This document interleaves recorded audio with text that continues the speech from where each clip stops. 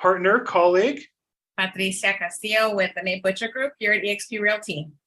And I am here in Dallas, Texas in a hotel room. But it looks like I have a weird background. That's the windows closed. And I'm in a room, beautiful resort in Dallas with the eXp Build Conference.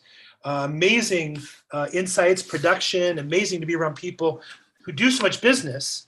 But, you know, at the end of the day, with all the changes in the marketplace, all the top producers in the world are saying the exact same thing, which is we've got to make sure we double up on our fundamentals, that we work hard and make sure that we put a good effort in daily when we're working, and that we are listening, finding out what our customers need, and then working hard to deliver to those customers. So Patricia, how about the real estate market today, huh? Yep, it's going great, Bill. You know, you and I are on a deal together, and that one should be moving forward to closing. So I'm excited about that. And, you know, I have offers coming in on another listing I have. It seems like the market is starting to settle and somewhat normalize. And so buyers are definitely coming out of the woodworks. Our open houses have been extremely busy. We've been getting, you know, multiple offers now. And so it's definitely picking back up. It is amazing the activity going on in the marketplace, in that, you know, I had a couple listings that fell out of escrow and got resold.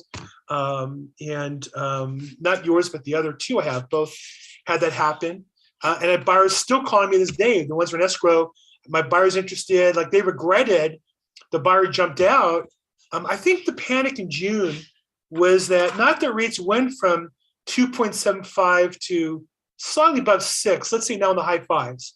It's not so much they went up that much.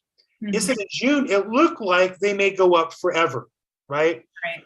We heard people talk about maybe rates will go to 10%, 12%, 15%. I started in the business when rates were at 12%.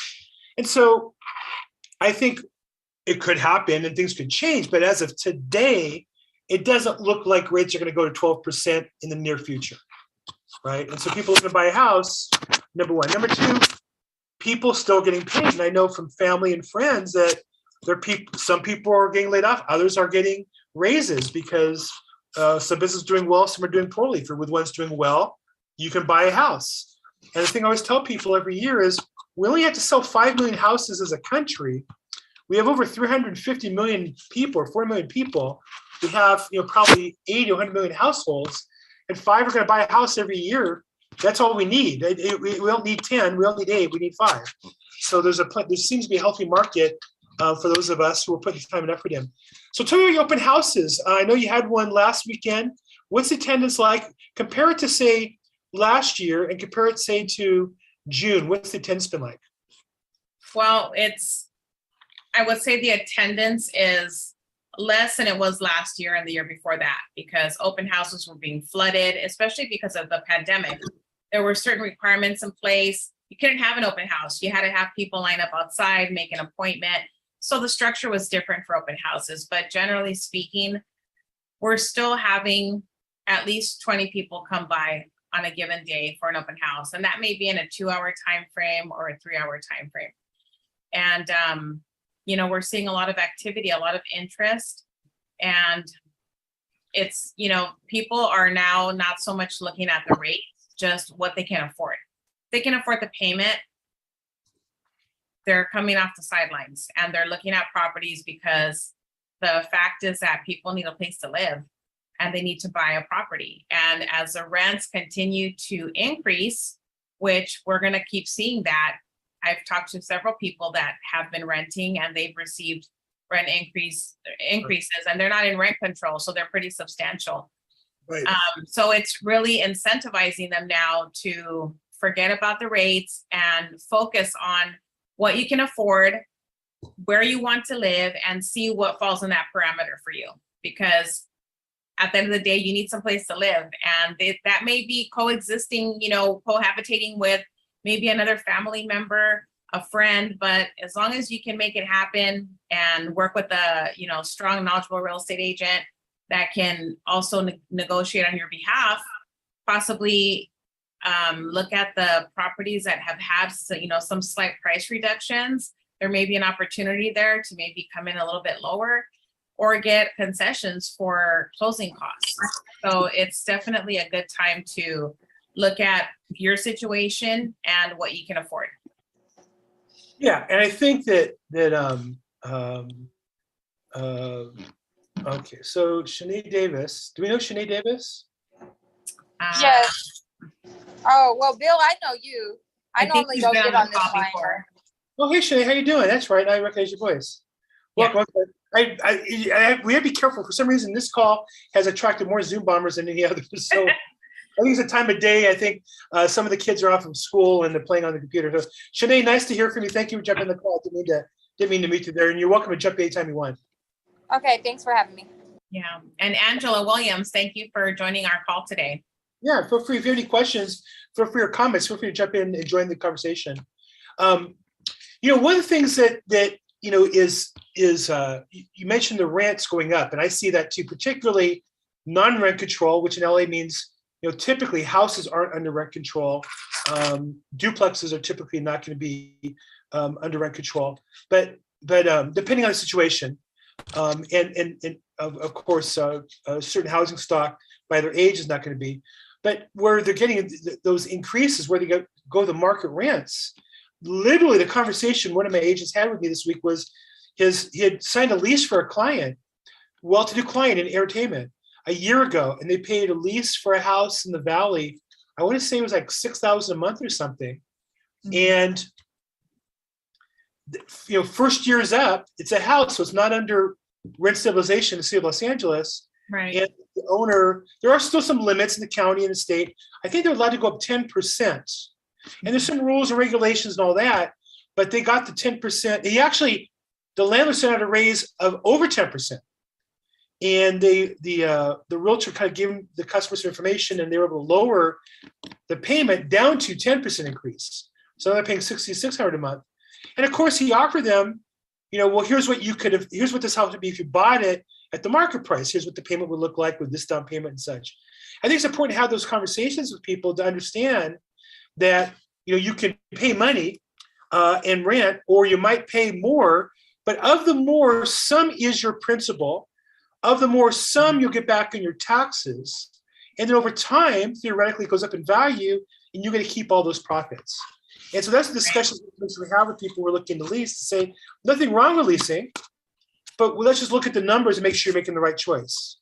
Mm-hmm. Right, because in the future, you have to anticipate those rent increases coming into play. Exactly. And so maybe it might make sense for you this year, but it may not make sense for you 2 to 3 years down the line to keep paying the increase over time in the rents. Exactly. Shanae, I see your hand up. You want to add to that, or do you have a question? Yeah, so I have a question. So I recently, I ran into a realtor, and they were like giving me some, I was interested in purchasing a unit. And so I just wanted to know if you guys can touch on that a little bit more, so I know that what I'm getting into. I know that the realtor told me that I would possibly have to stay in the unit, which I didn't want to do, but he said that the percentage would be a little less because of the first year if I stayed in a duplex unit. And so, but I don't really want to do that. So is there a way that I can get around that, or? So you're looking to buy a property strictly as a rental, not to live in it? Correct. What were you looking to buy? Nothing too large. Probably like nothing over. I live in the Antelope Valley area, so the duplexes that he sent me were anywhere from like 400,000. They're not that. The expense of them are not that expensive, but he sent me some that were like 4-unit properties, 5-unit properties, like that. So I would say to you that 2 to 4 units are kind of in the same category. 5 units and up are a whole different category. So we would call a 2 to 4 unit would be a small income residential property. 5 units and up would be a multifamily, and the lenders are different and the rules are totally different. Okay, for beginner. So normally on 5 and up, it doesn't matter if you live there or not. In fact, typically 5 and up, you don't live there. It's very rare that an owner will buy a multifamily and live in one. Usually they're managed, they have a manager on site. So I guess you're looking at 2 or 3 or 4 unit properties most commonly, correct? Right. Yeah. They were like 3 or 4 units. Okay. And so when you run the numbers, if you rented all 4 out with the down payment you're talking about, will the income cover the entire cost of the property, which would be the mortgage costs, taxes, insurance, anticipated expenses? Did you work out those numbers? Have you gotten that kind of detail yet? Um, no, I think because I know that because I needed more information about it. I know he told me that each unit was going for about 1,500 in the area. So what I find is real estate agents who really shouldn't be selling these properties. Let me back up. An agent who's presenting your property as an investment should give you 2 numbers with the detail. One, what's going to cost you to get the property, down payment, closing costs. And 2, what you get out of the property, which is your net cash flow, right? And that's going to be the rents, the actual rents, minus the actual costs, and the net is to you, is your cash flow. So you might put down 50,000, 100,000, 5,000, and you're going to get back, and he'll give you those details, and you get back $100 a month, $1,000 a month, 10,000 a month, but there should be some detail with that. And so you should get that detail to consider the property, because the whole deal with investment property, yes, location is really important and the area is important. But at the end of the day, if it doesn't cash flow, you're not going to buy it, are you? Yeah, if it's not cash flow, yeah, no. There's no reason for me to try to purchase it then. Yeah, You get a lower rate if you live in one of the units. The problem is you get a lower rate, but you probably will have to you're going to think you put down a lower down payment, but it won't cash flow that. My experience is you'll probably need to put down 25 or 30% down payment to borrow the rest from a bank for it to cash flow. And so typically the difference in rate for non-owner occupied rate, because you want to rent out all the units to get all the income for cash flow. If you're living in a unit, you're not paying yourself rent, it's not going to cash flow. Does that make sense? Yes. Now, if you were to live there and that property instead of cash flow costs you $1,000 a month, but you would normally pay $2,000 for that kind of rent, well, then that's a good deal. And you might go for that. But typically when you buy units, you're not going to get cash flow unless you rent them all out. Okay. Well, it sounds to me, Shani, that you're not getting a detailed breakdown. When somebody presents the property, unless you're an experienced investor that has all those numbers already on your own and you have your own calculator, they should present you the numbers and say, here's the rent for unit A, B, C, D, if there's 4 units. Here's the vacancy factor, because we normally expect people turn over, don't pay rent, about 5% vacancy factor. And then here's what the taxes will be when you buy it. Here's what the insurance will be when you buy it. Here's the maintenance cost. Here's the property management cost. And net, here's what you'll get out of it. And that should be a number. Does that make sense? Yeah, it does. Okay. So it should come with a whole breakdown to see if it's even worth my time. Yes. Got you. Okay. So sometimes realtors find a deal that looks good, but when you break it out in numbers, it isn't a good investment. And so generally, I find there are a lot of real estate agents who like to sell properties. They're not experienced at multifamily properties, so they kind of skip those steps. Now, if the property is vacant, you might like that. You might say, well, it's great, it's vacant. I'll put my own renters in at market price. Then you don't have to give you all those numbers. But if they're presenting you a property with the idea that you're going to get cash flow, they need to give you the actual numbers. And when the property is listed, normally a listing agent will provide those numbers, or they'll be available. Okay. So I have to just do some more research. Okay. Yeah. Okay. And I would say, look for a research investment club, a real estate investment club, a real estate investor meetup where they talk about how to work a calculator. And I have one on my YouTube channel. I interviewed a lender from a bank, private bank, and she walked through how to calculate all the expenses when you buy a rental property. Okay. Oh, do you have somebody, or? I have a lender I work with a private bank. Yeah, I do. Okay. Okay. But I'm saying, do you have a group though that meets like this one? Because I know you're in like several different ones. Another few. You live in Antelope Valley? Yes.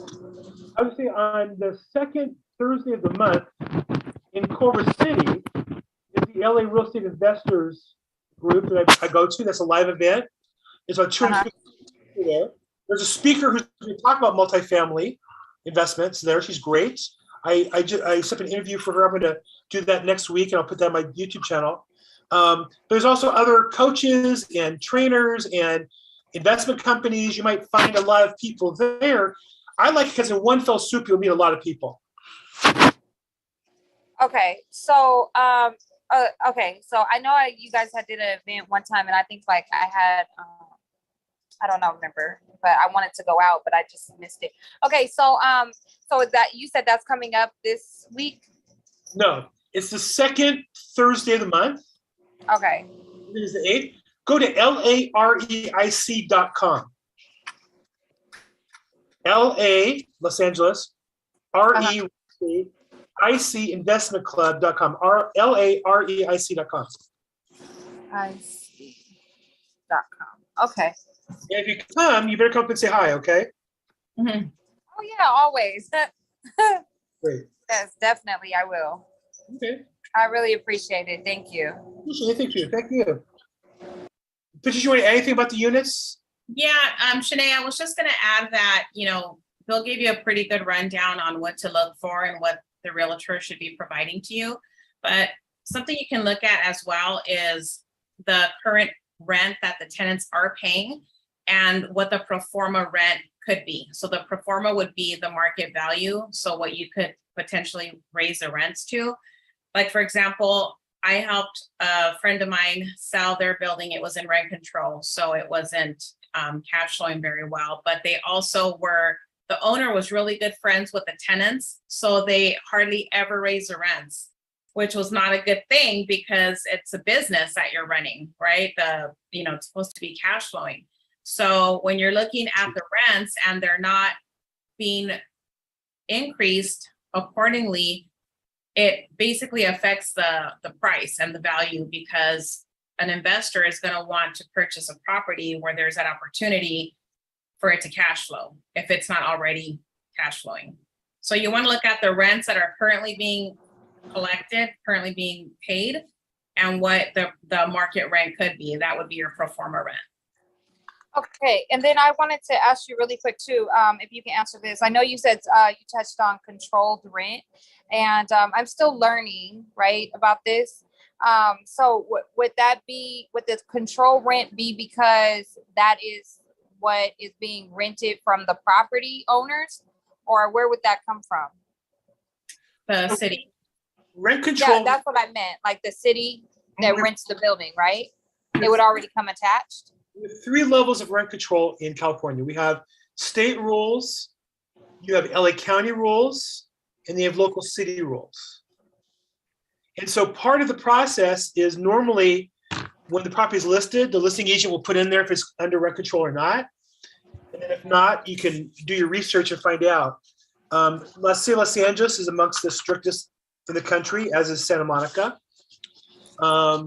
Is Palmdale and Lancaster, are they cities or are they areas of LA? Do you know? Palmdale and Lancaster they're part of LA. Well, It's LA Roseman is County. Kern County. LA Yeah, County? so the cutoff is Palmdale. Okay. Are they separate cities though, or are they part of LA County unincorporated? No, they're part of LA County. Okay. So again, there's different rules and different levels, but and each property is going to be different based on the age. Newer properties are not subjected to LA City rent control, for example. So I would say get a particular property and research it, and you have to learn the rules. An agent in that area, if you're working with one, should know the rules in your city. Like I know the LA rules pretty well. I wouldn't sell property in Lancaster, Palmdale because I don't know the rules out there for investors. Oh, okay. If you're a sophisticated investor and you know those rules, I can help you get the property. But I would say you need to find an agent who knows who's sold properties there, and I think ideally who invests property. If you're gonna have a real estate agent sell you to buy units in the Antelope Valley, I would think they would also own properties, that they know it from personal experience, not just from aspiration. Yes. Okay. I could give That you a makes sense. recommendation, Shanae, after the call. Yeah, Right. she Okay. has people in that area that not only would like to sell you, we all would like to sell you, Shanae, you seem like a nice lady, and we all would do business, but you need to find somebody, if you're newer to this, you need to find somebody who has a track record of success in that area. Right. Yes, that's definitely what I need. Yeah, thank you. Have each other's contact info? I'm gonna put my phone number in the chat, Shanae. So you can give me a call afterward, and I have an excellent contact for you that's reputable in that area. Oh, great. Mhm. I'm writing it down now. Thank you. Okay. I'm gonna text you. And unlike Bill, I answer my phone all the time. Well, Bill, you have to, what I do when I really need to talk to Bill is I go on his website and I Right. book myself some time. I Yes, just a little 15-minute slot. right. I do the same thing. No, you call me or text I me. do. Hey, I hold do. it. You text me. Hold on. I'm gonna throw a penalty flag. You text me. Okay, I'm gonna be real here. You texted me at what time for that code? It was probably after hours, I would And say. how quick did you get back? How quick did I respond to you? Yeah, you did. So I should say I used to use the link for the calendar. Now I just call. I've gotten No. spoiled. I've gotten spoiled over our relationship. Well, look, I work, a full business, and if I come on this call, I'm not taking phone calls from other people. So that's kind of how things work. In fact, I forgot to do not disturb on. That's disturbing. I forgot to do that. But what I say is, you're certainly able to reach out to me anytime you want to. Call me, text me, email me if I can help you guys anytime. Okay. Okay. Thank you so much, Shanae, and hope you guys will connect up and be able to work together. Any other questions? Angela, any questions from you? No? We'll just say hi and joining in. Okay, I think that's gonna be a wrap for us. Unless any last words here, Patricia? I don't see anything in the live stream on Facebook, so I don't know if you've checked the other platforms. I did. Okay. I just wanted to say, as we mentioned earlier on the call, the real estate market is definitely kicking up. If you have any questions or you're just concerned about certain things that you might be thinking about, definitely give us a call and we'll help you think through it and see what the best plan is for you. Maybe whether you're thinking of selling or buying. I think it's always best to think the process through with a professional, put your heads together and come up with a plan. So I can be reached at 323-365-9909. Okay, and Pat, I'm gonna text you, but I went in my texts and it seems like we've already had a prior conversation. So about wholesaling, because I'm originally a wholesaler. Got it. I do remember. So I'm gonna retext you so you remember who I am. But we've talked before. We just didn't remember. Okay, and I'll give you the recommendation for Antelope Valley. Okay, thanks. Mm-hmm. Okay, Angela says no questions and internet is not great.